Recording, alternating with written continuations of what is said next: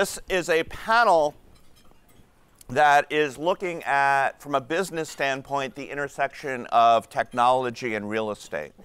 And it's both about what big data can tell us about the evolution of cities, and it's also about what data can tell us about business practices, and to the extent we might see things like disintermediation of various kinds of businesses in the years to come.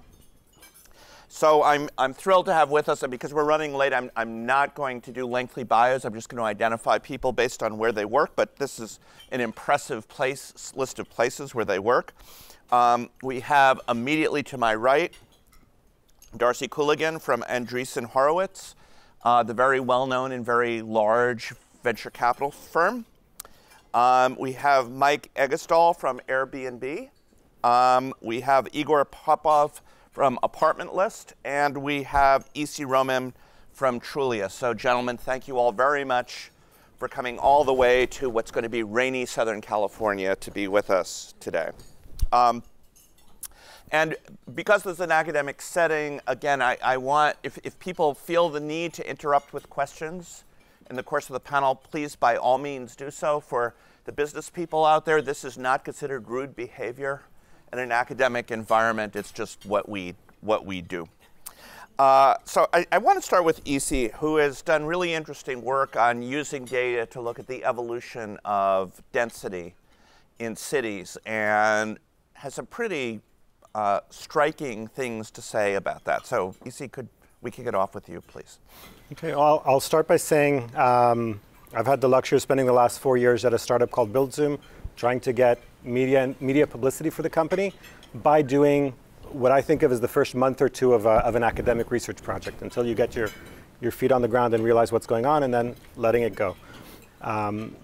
What I spent a lot of time writing about was metropolitan growth in this country. So I took data from the ACS about the age of structures and used that to go back to the 40s and 50s and the period since then, and see how metro areas have grown over time and how their density has changed in different places, knowing that the fact that I see existing structures kind of limits that. The big picture is that until give or take 1970, parts of this country weren't that different in terms of pricing, and that's when some great divergence starts. That's when you start seeing the expensive coastal cities in the Northeast and along the West Coast, and you start seeing the expansive cities in the South, and you see the Rust Belt. The reasons those areas have diverged have to do with which cities sprawled and which cities didn't. Up until give or take 1970, all US metro areas were sprawling pretty fast. Around 1970, something happened which started slowing down the pace of sprawl in the expensive coastal cities, to the point where in the last 10 years, places like the Bay Area have hardly expanded. Places like Greater LA or New York are still sprawling, but at a much slower pace than they used to, while cities in the South have done the opposite. They've actually sped up their sprawl. And that's why they've remained essentially affordable, able to supply housing at construction costs, whereas those along the expensive coasts have started basically having limited capacity for people to live there, and have started seeing their populations sort in the way you'd anticipate, with more affluent people moving in, less affluent people moving out. And that's all pretty clear in the data. So I want to ask you a little more specifically about that. If you look at the cities that are continuing to sprawl, is that where most of the population growth is happening in the US? I think so. I think which metro areas are growing and which aren't depends on whether there's a demand for living there, and there is a strong demand for living in the South and along the coast, not as much in the Rust Belt. And conditional on that, population growth is basically determined by how much housing you build. If you were to build more along the expensive coastal areas, populations would rise, but because we're not, the population is going elsewhere. So I'm going to channel my inner Professor Kahn here and ask, from the standpoint of adapting to climate change, it seems like this would have some pretty profound implications for that. It does. I mean, Matt Kahn is hopefully somewhere here. All right. What I learned from Matt and from Ed Glazer a few years ago while I was at school still is that every person who lives a sprawling lifestyle in California, and what I mean by sprawling lifestyle is one that is car dependent and single-family home-based and driving large distances on a regular basis, that kind of person is polluting about the same as someone who's living an urban, walkable lifestyle in some place either very cold or very warm. So in my mind, every person who is living in Texas today instead of living in California, because there's not enough housing being built in California and they can't afford to move there, is actually doing damage in terms of overall greenhouse gas emissions. In a sense, even if people in California were to decide sprawl is okay today, they would actually be doing good for the environment in some global sense by attracting population away from places where they need to air condition or heat. So maybe the optimal population of California is 80 million? It probably should be. Yeah, okay. Let's talk a little bit. So the three of you are, to use a cliche again, the business of disruption. And so I'm curious how you think your businesses, whether it's your specific businesses or the sort of business that you're in, will change real estate fundamentals over the next, say, 5 to 10 years. And feel free, anyone, to jump in on that. Well, sure. I mean, I think Airbnb's impact on real estate fundamentals will really be a continuation of what it's already been doing. We've done some research with NYU's Furman Center, and we found that over time, Airbnb activity has become more and more dispersed across New York City.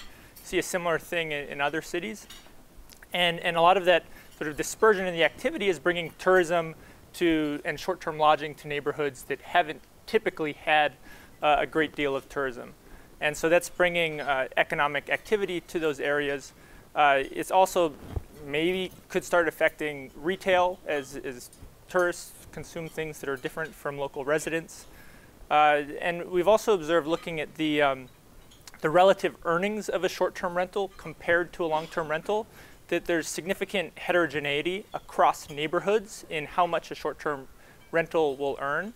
And the areas where we've actually found that there's a larger differential where short-term rentals earn more relative to long-term rentals is in some of these neighborhoods outside of the sort of core of the city, outer boroughs in New York City. And so as I'd expect over time that more short-term lodging would continue to pop up in a lot of these outer boroughs, and that there'd be more sort of economic activity generated by that.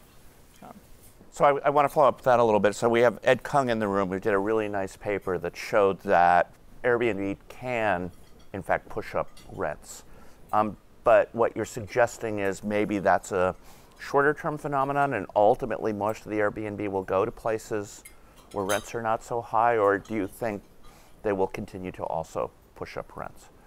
Well, I think Ed can probably speak better than I can as to the effect on rents. What we have observed is when we've looked at the ratio of short-term rents to long-term rents, that ratio has been decreasing over time. So the relative earnings of it, like the differential between short-term and long-term rents, has been decreasing over time. So the incentives for someone with a residential unit to put a unit on the short-term rental market over the long-term rental market, those incentives have been weakening over time, at least in New York City. And in many neighborhoods, the incentives are pretty weak in New York City. When we worked on this with the Furman Center, we're thinking about sort of the relative demand to live in a place versus visit a place. And we think of that as being what is explaining this variation in the sort of relative earnings between short-term and long-term rentals. And in many places, like the center of New York City, there's a very strong demand to live there, very high long-term rents or housing prices. And those are areas where actually there are the weakest incentives for someone to put a unit on the short-term rental market rather than the long-term rental market. So it's places like New York, San Francisco, where there's already very high long-term housing prices, where the extra earnings of a short-term rental aren't that much higher. I think in New York City, overall, it would take about $260 16 or something days on the short-term rental market to make as much as a long-term rental, which is over half the year. And do you have any sense of roughly when people do short-term rentals, how many days stuff is rented out? Yeah, so that's a great question. I think when people think of Airbnb, they often think of, it's a short stay, someone's visiting a place and they're staying for a few days or a week. But what Airbnb is actually allowing is short-term stays like that, but also monthly stays. If you look on our website in San Francisco, you'll see a lot of rentals that only do long-term stays. And so Airbnb is allowing a lot of flexibility in housing consumption decisions. If somebody wants to stay in a place for a few months or on a monthly basis, maybe they're taking a risky job in San Francisco, they don't know if they're going to be there a full year, they can consume housing on a month-to-month basis. Alternatively, it could be someone who's just visiting for a few days, but you really have this full spectrum of like length that you could consume, all the way from a single night all the way up to multiple months. There are risky jobs in San Francisco? Yeah, apparently. Shame. Maybe risky jobs, but not that risky a labor market, right? Yeah. You're okay. So, Igor, you want to? Sure. Yeah, I guess going back to your question, I'm actually not sure at this point in history whether disruptor is like a badge of honor or it's like a diss or an insult or if it's like something in between. But I don't know. Like I was using the word in a positivistic manner. Yeah, exactly. So I think that there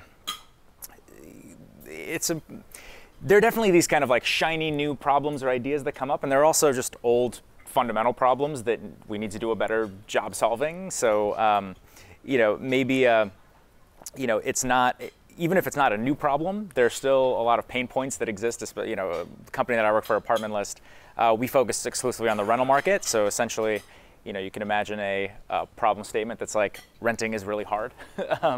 And it's hard to find a place, it's hard to apply for a place, you're passing over potentially sensitive information, you're filling out applications, all these various spots. A lot of young people only have checkbooks now in order to pay their rent because their landlord is the only person that they need to write a check to.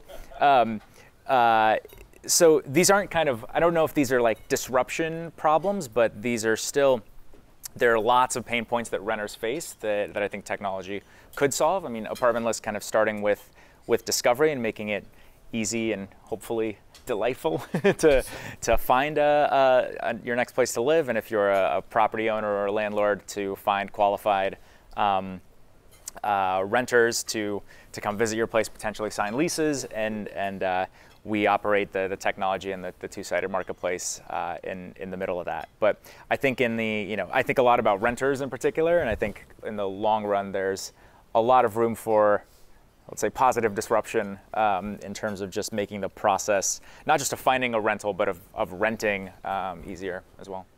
So that's what I spend a lot of my days thinking about. So I can't help but use the word delight as along with search for rental. When I was first looking for apartments, they should go hand in hand. Longer ago, no, it was saying the worst thing in life was looking for a job, and the second worst thing in life was looking for a place to live. So, and where was public speaking on the list? It's like it's like somewhere in the.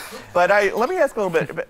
I think about the differences in kinds of markets in terms of matching landlords and renters.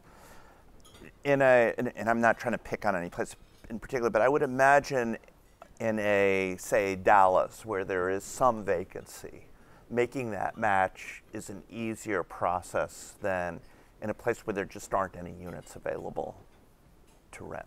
Agreed.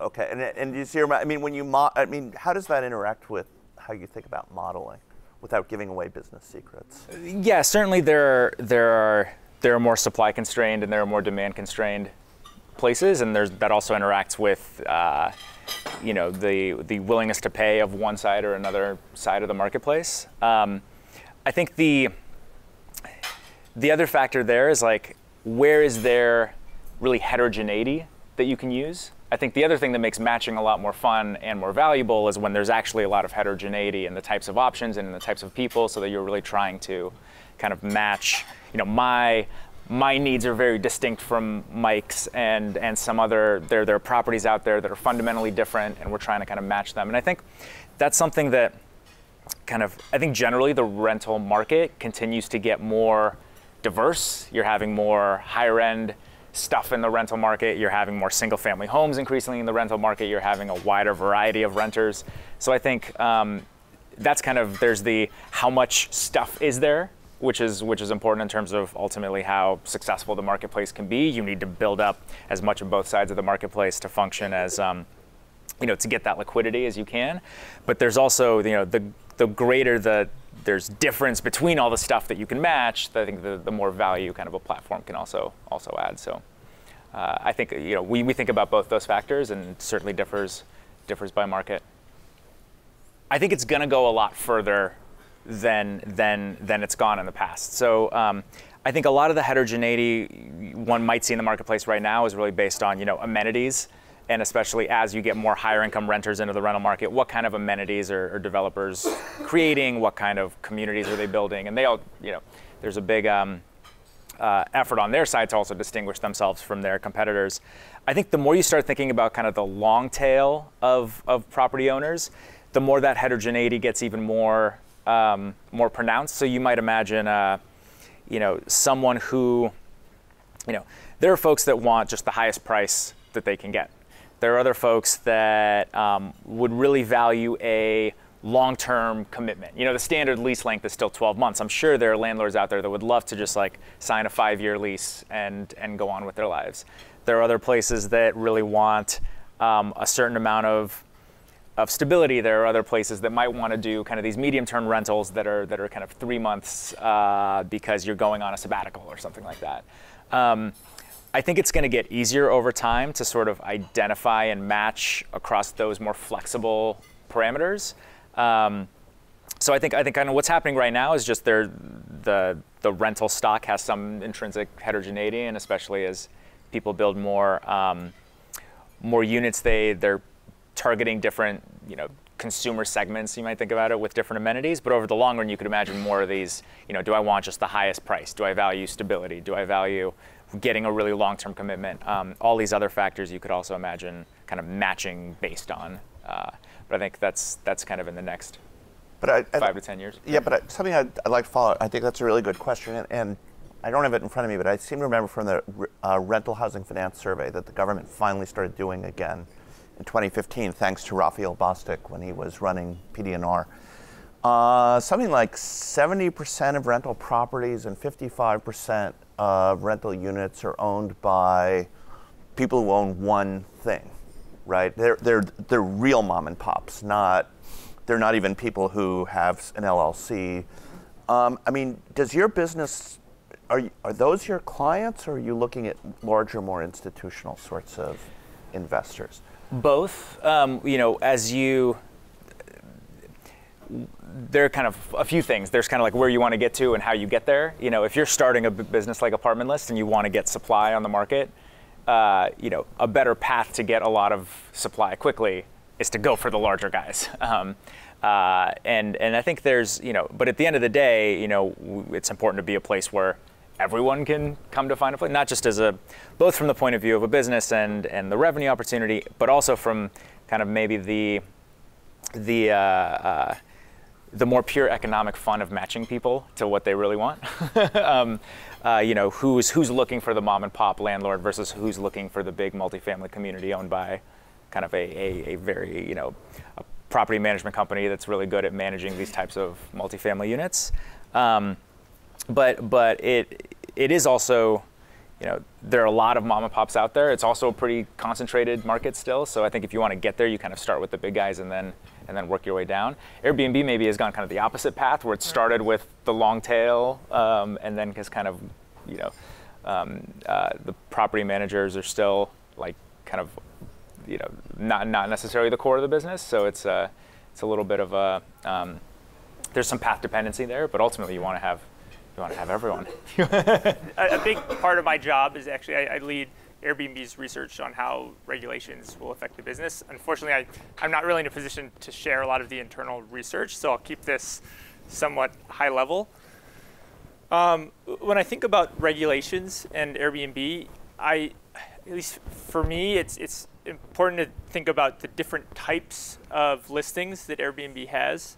And just to name a handful of them, you have people who are renting their primary residence. It might be the whole house when they're on vacation.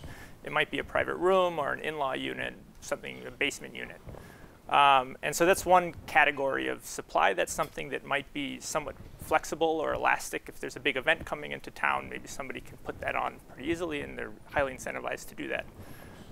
You also have second homes, pied-à-terres, units that might not otherwise be on the long-term rental market, but aren't necessarily someone's primary residence. And so that's its own category. And if you think about optimal regulation, that would be a category to think about how to handle. You also have full-time vacation rentals.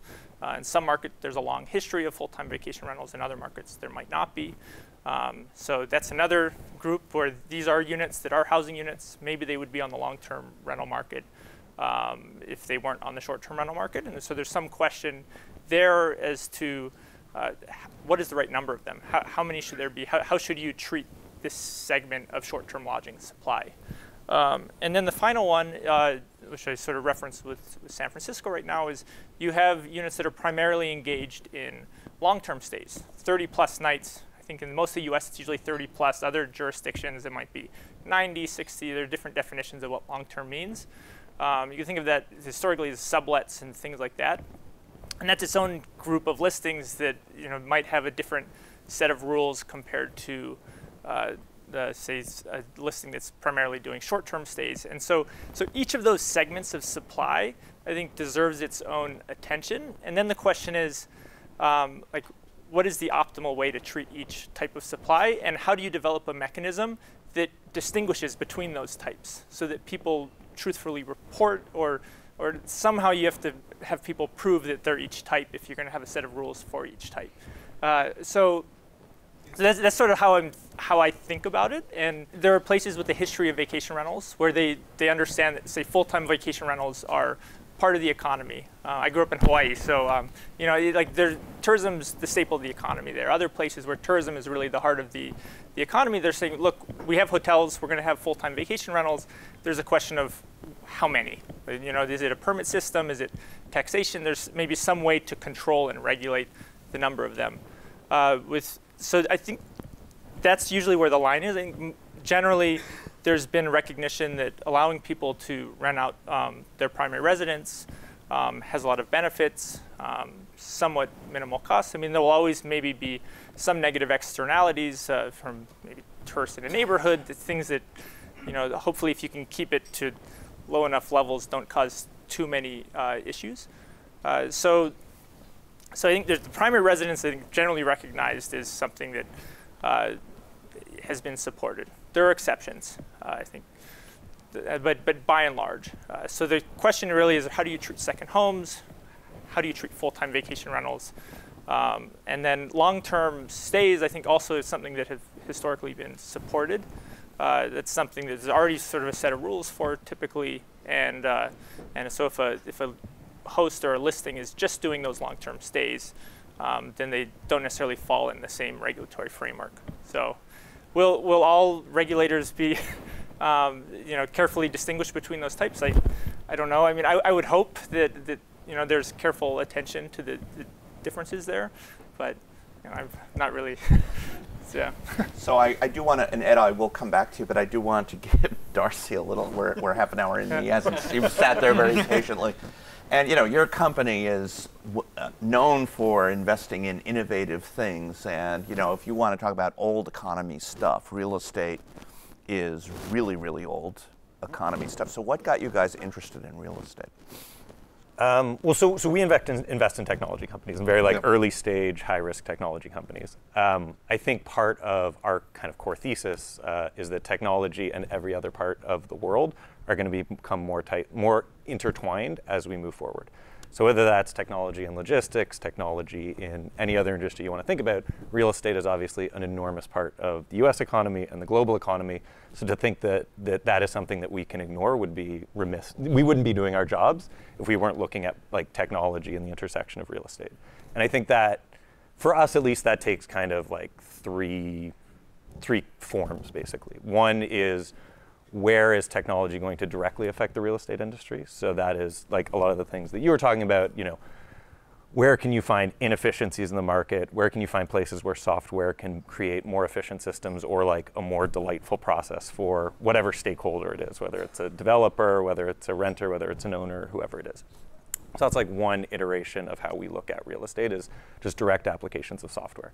I think the second and third are more kind of indirect. So we look at technologies that's outside real estate, but that's also going to impact real estate. So you can think of like autonomous vehicles as something we spend a lot of time looking at. I don't know if autonomous vehicles will happen at like the time and the frame, in the way that everybody thinks that they're going to happen. But if and when it does happen, it's obviously going to have an enormous impact on real estate. The third is just kind of the creation, how technology can potentially create new asset classes within real estate. So I think Airbnb is a great example where they made it easy to kind of market and distribute your second bedroom or your second home online. And that has created this new kind of type of inventory, this new asset class. And I think as you see different types of technology come along, you're going to see more and more of those asset types come along. So I think one thing that we see a lot now is you have, between kind of Uber Eats and DoorDash and all these delivery platforms, you basically have a really efficient way to deliver food to people in their homes. And so restaurants are changing. And so you see the emergence of these things called cloud kitchens, which are commercial kitchens that sit within, there's usually 5 or 6 restaurants. There's no tables, there's no chairs, there's no waiters. They don't serve people in the restaurants. They're strategically located within neighborhoods with high density that are ordering a lot off of these platforms, but they don't need to be in like the high foot traffic, high rent areas. So that's like another category of real estate that it's not us investing in real estate, it's us investing in technology that we think is going to have secondary or tertiary effects on the real estate world. So Airbnb is a little like this, but I'm thinking now of temporal ownership. So our colleague Annette Kim has done great work on the use of land in Hanoi, where she finds that people basically have leases for different times of day. And so there's land that's used basically 24 hours a day, but one 8-hour period, it's a different use from another 8-hour period, which is different from another 8-hour. And these are not in structures, these are in, these are outdoors, but still there is a leasehold arrangement where you get to use it from noon to, I guess that's sort of how hotels have worked forever anyway. But you think we'll see more of this kind of fractional ownership be characterize the real estate market?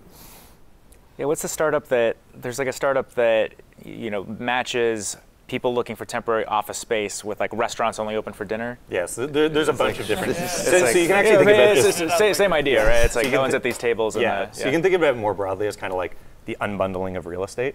So if you own a restaurant, you actually own it for 24 hours, but you might actually only be using that restaurant from like 4 to 8 o'clock, and then there's a company called Spacious, which rents these things out, so you can go in, rent the table in a restaurant for $25 an hour and basically run your business from there. And I think that unbundling, you're going to see more and more and more of that happening, just as real estate prices continue to go up and people figure out ways that they can more efficiently use this space. Well, one of my favorite data points to recite at the moment is that in Los Angeles, where we have a housing shortage, we have more bedrooms than people. So clearly, we have enough housing, it's just configured the wrong way. Right. And so if technology could say, allow us to underwrite so that we could be comfortable renting out that extra bedroom while we're in it, so a little different from an Airbnb model, that would be a really useful thing. Could help alleviate the housing shortage. And I think that when I think about like category 1, places where there's inefficiencies, and where technology, there's an old analogy of circuit moving things from circuits to breakers, basically. And if you can move it from I rent a house for 24 hours to now I rent a house for like 2 hours, I rent a house for a certain use case, but not another use case, I use the kitchen, not the bedroom, whatever it is, you can just think of like creating a lot more efficiency within the system, but you need things in the middle that can make that system work. One of the things that really, and I don't know if anybody wants to try tackling this one, and if you all say no, I understand, but something I don't understand is why technology has not seemed to have any impact on intermediation in the residential market. Is if you look at commissions, they're what they were 10 years ago. despite the fact that house prices are much higher, and I don't know that it takes twice as much effort to sell $1 million house as it did to sell the same house that was $500,000 10 years ago. You get the idea. And you would think things, given the availability of information, given that we know that realtors are not driving people around to houses on Saturday anymore, that's not how it works, that you'd see some impact on compensation. And so far as I could tell, we're seeing no impact. Any thoughts about that? So I have to be careful. But, I know you do. I am drawing a blank on where I saw these numbers, but I do remember seeing that commissions on average have seen a drop, not a huge drop, over the space of the last, give or take, 10 years or so. All right. I know that Redfin is a very large company that has made a business model of charging a much smaller commission than others. And I know that there's a whole new wave of companies called iBuyers, my employer being one of them, which try and make the whole process of buying and selling a home much easier by simply buying it on demand and then worrying about selling it later as a third party. So well, I'm wondering if now that the mortgage interest deduction is largely gone, that their political clout is less feared than it was before, and maybe that will lead to changes. I don't know. I want to come back to a fundamental that we're seeing happening in the housing market right now and see if I could get comment on it. And this relates to actually work that Lena Zhu did when she was at Freddie last summer. Baby boomers just seem to be refusing to leave their houses. So if you look at past generations and you look at how many had exited homeownership at a particular point in time, it was a greater share than we're seeing right now. Do you think this is a change that's going to continue, and how much of an impact is it going to have on any of your businesses? I think Airbnb will make it easier for empty nesters to stay in their home. It makes it easier. You could rent out a room, and maybe you still want to use that room a few weeks a year. Kids come home, but you can rent it out outside of that. So it allows you to support yourself and essentially consume less housing. Have that flexibility where you're not using your whole house, but you're still making use of the house. Yeah, I don't know to what extent it's driven by that, but one thing that we see, at least on the kind of like front end, is younger generation. There's a lot of people trying to figure out how to make co-living a more attractive option, basically, and you're seeing people in their kind of late 20s, early 30s trend towards these kind of co-living situations, which gives them higher flexibility, gives them kind of more of a community atmosphere. And so that's kind of the trend that we're seeing, at least for entrepreneurs that may be trying to capitalize off of the trend that you're talking about. You know, it's funny is people ask if co-living is actually something that can work. And of course, 70, 80 years ago, it was very common. They were called boarding houses. And it occurs to me, you know, one of the issues in the US right now is, like other countries around the world, the marriage rate has plummeted here. And maybe if people co-lived, like in boarding, a lot of people met in boarding houses and got married as a result. So the implications might be, so they're a delight. Mm-hmm. It That's could right. be delightful. Absolutely. The divorce rate is also plummeting, though. That's also true. So yes. Fewer people are moving. But yeah, co-living is, as someone born in the Soviet Union, co-living is not a new phenomenon. But we live as doing it a little differently than my grandparents I love that, did. Yeah, that scene in Dr. Zhivago where he moves back home and there are like 20 families where he used to have his own home. Yeah. Delightful. Yes, delightful. There are different approaches that different platforms take. I think one is through the development of reputation systems, but I think a lot of kind of two-sided marketplaces go through this trajectory where, you know, step one is get a bunch of supply and get a bunch of demand.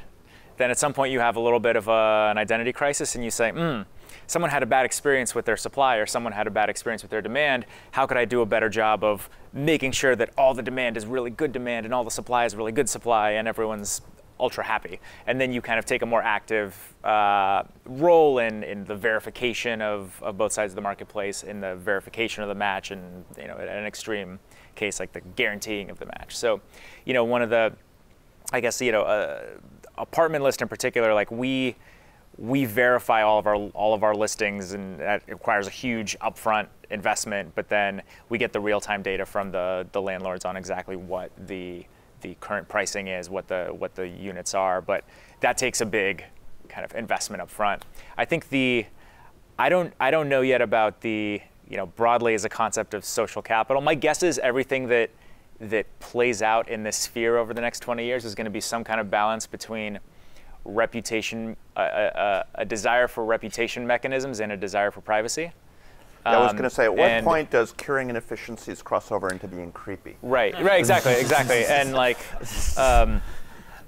and I think we kind of have some work to do as a society even to figure out like how we want to treat those privacy issues and how far along that path we want to go.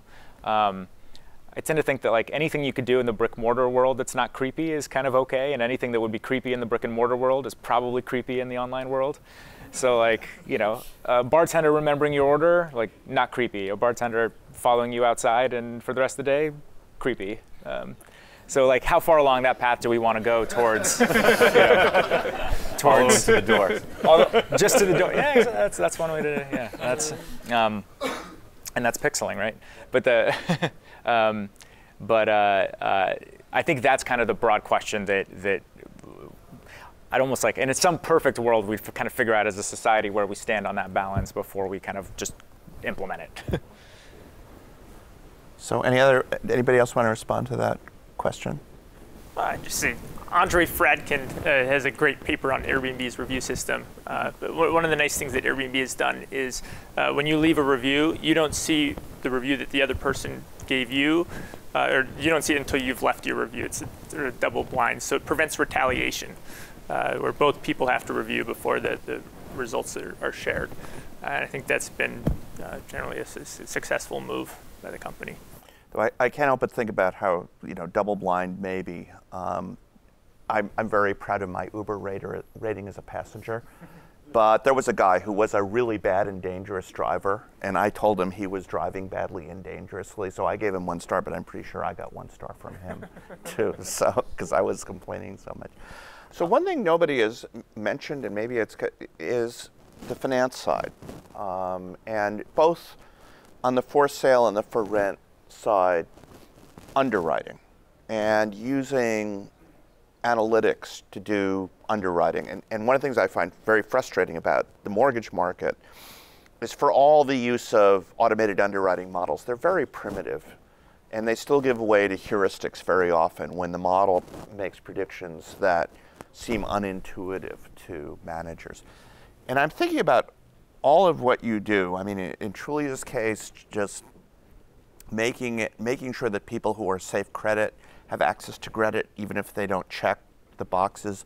The opportunity for a venture capitalist to invest in something like fintech, using proceeds from Airbnb as a foundation of income for determining whether somebody qualifies for a loan or not, or essentially better property management as a risk reducer that suggests that maybe a small investor in an apartment could get loan at a better pricing than they otherwise might.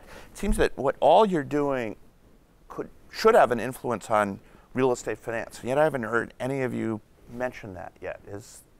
Do you think about that very much? And this is pretty important. The U.S. mortgage market altogether, commercial apartment and single family is like an $11 trillion market, so it's kind of a big deal. I mean, I can stray from what I do at work. This is me speaking as an individual. I love the idea of fractional equity. The fact that you can buy a small share of some real estate property and not buy the whole thing. And I think if this idea were taken to the extreme, where you can buy infinitely small shares of properties and small shares of enough of them to make what you're buying homogeneous, so that one unit of this real estate stock that is comprised of bits of thousands of units around the country is exactly the same as others because they make so many units, that opens the door to ideas that I think people haven't begun to even think about. Imagine some way of pegging your savings to the real estate market with this new financial type of asset. Imagine being able to finance the purchase of your home by basically selling it in small fractions to some marketplace for these things.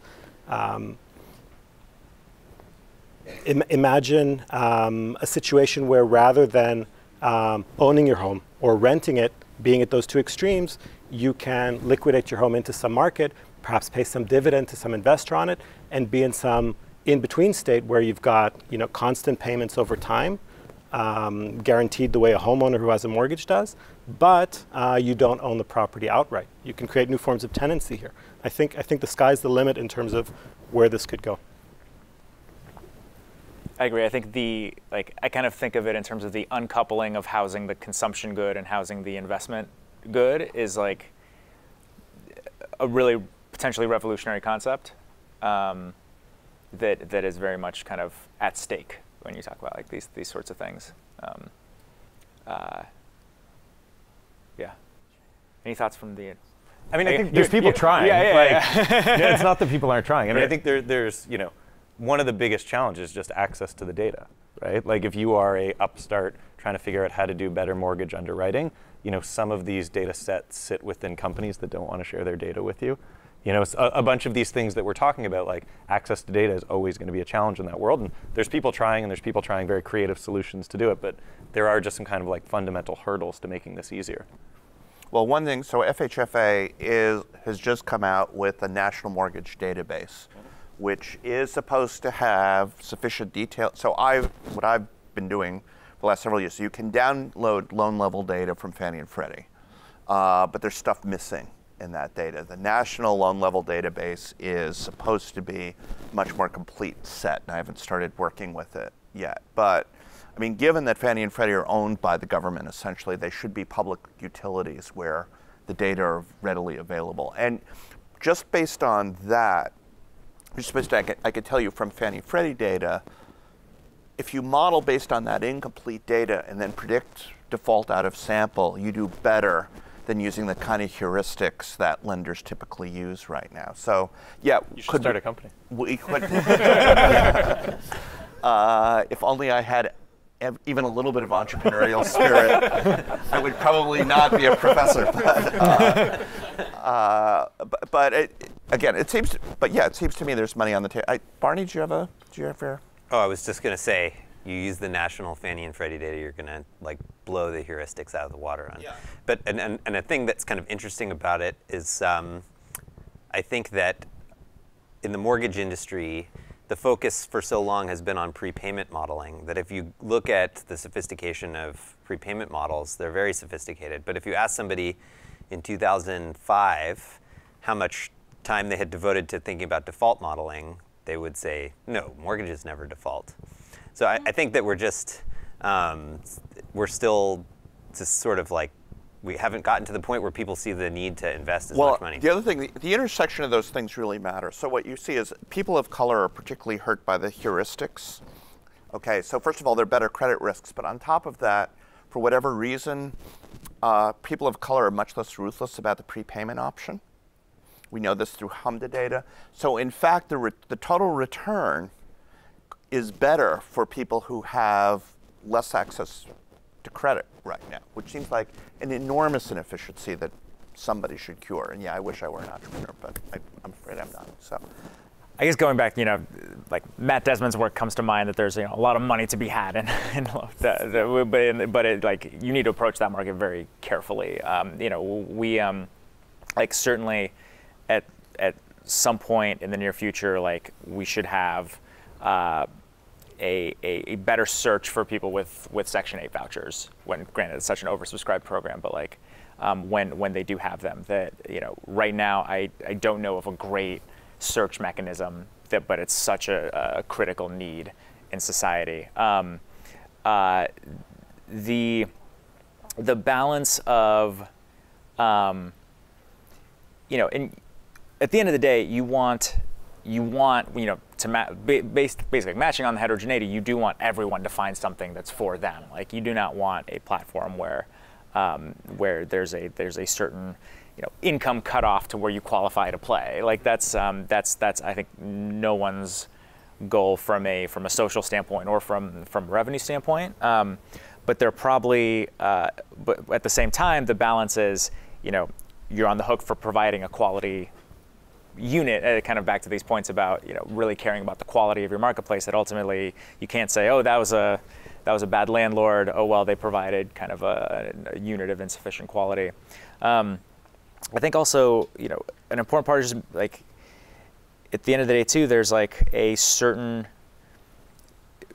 at least right now, the marketplaces are limited by the type of housing that's also in the market. So if there are places where there isn't sufficient supply of a wide variety of units, then that's also kind of a limiting factor. So I think it's certainly a direction kind of I think everyone intends to press, but I think that again, as with kind of some of these other things, you want to do it carefully and make sure you're kind of doing it the right way. So it's maybe not the first thing that people do before they figure out kind of how the mechanics of their marketplace, because they're kind of concrete issues you want to be careful about in that space. So we invest in technology companies. So autonomous vehicles is one area that we look really closely at that we think will have secondary effects on the real estate market. I think, I think one of the most interesting things about AV right now is that everybody thinks about how they're going to change cities. And the parking thing is one thing that's really interesting. And I don't know how autonomous vehicles are going to change the world. There's that like old quote, like, you can predict mass car ownership, but you can't predict Walmart. And so it's like, I don't know exactly how it's going to change the world, but it is coming. The most interesting thing we see from the technology side is autonomous trucks are going to come long before autonomous vehicles, or autonomous cars. So long-haul trucking is, for a period of time at least, is going to be significantly less expensive than it is right now relative to cars, because it's just easier. The like computational problem of driving a truck on a highway is so much smaller than driving a car through a city. So that's like one thing that at least in the kind of medium term, there's going to be a discrepancy there. And what that means, I don't know. Like maybe it's growth in the suburbs and in rural areas because it's now cheaper to get goods to sparse areas. Maybe it's like growth in the cities because it's easier to get goods to the city. But for a period of time, at least, it's going to be cheaper to move goods than it is going to be to move people. Significantly cheaper to move goods than it is to move people. What that implies for cities, I don't know, but there's certainly going to be kind of secondary, tertiary effects of autonomous vehicles. Have you looked at highway capacity?